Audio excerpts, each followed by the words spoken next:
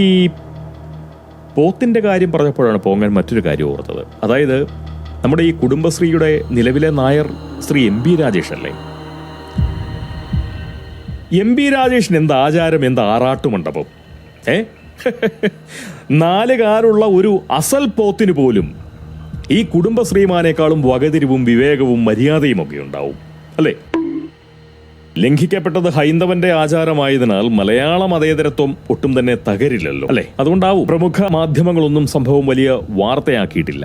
ഏത്തക്കയുടെ ഗുണമറിയാത്ത പോത്തിനും എരുമയ്ക്കും ഒന്നും അത് വച്ചു നീട്ടാതെ ഏത്തക്കയുടെ ഗുണമറിയാവുന്നവർ തന്നെ അതങ്ങോട്ട് അനുഭവിക്കുകയാണ് വേണ്ടത്.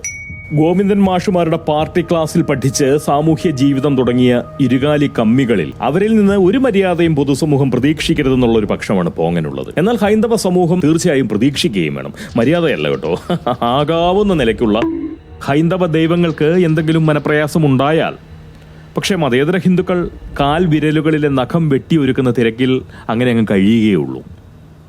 കുഴിനഖമുണ്ടെങ്കിൽ ഒന്ന് ഊതി തടവുക കൂടി ചെയ്യും, അത്രയേ ഉള്ളൂ.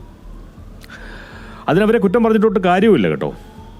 ക്രൈസ്തവനും മുസൽമാനും ഒരൊറ്റ ദൈവത്തിൻ്റെ കാര്യം മാത്രം നോക്കിയാൽ മതി, ഒരൊറ്റ ദൈവത്തിൻ്റെ കാര്യം. ഹിന്ദുവിൻ്റെ കാര്യം അങ്ങനെ വല്ലതുമാണോ? ലക്ഷക്കണക്കിന് ദൈവങ്ങളാണുള്ളത്.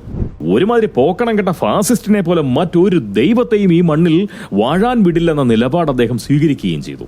തനിക്ക് വേണ്ടി ചത്തുപണിയെടുക്കുന്നവർക്ക് ചാവാനന്തരം വളരെ വലിയ ആഡംബര സൗകര്യങ്ങളും ആ ജൂനിയർ ദൈവം ഏർപ്പെടുത്തി കൊടുത്തു. അതായത് മദ്യം മുതൽ മലമുലകളുള്ള മദിരാക്ഷികൾ വരെ ആ വാഗ്ദാനങ്ങളിൽ പെടും. കാരണം ശംഖുമുഖം വെറുമൊരു കടൽ തീരമല്ല, ആറാട്ടുകടവ് എന്നതിൻ്റെ ലോകമറിയുന്ന സുപ്രസിദ്ധമായിട്ടുള്ള ഒരു പര്യായമാണത് ശംഖുമുഖം.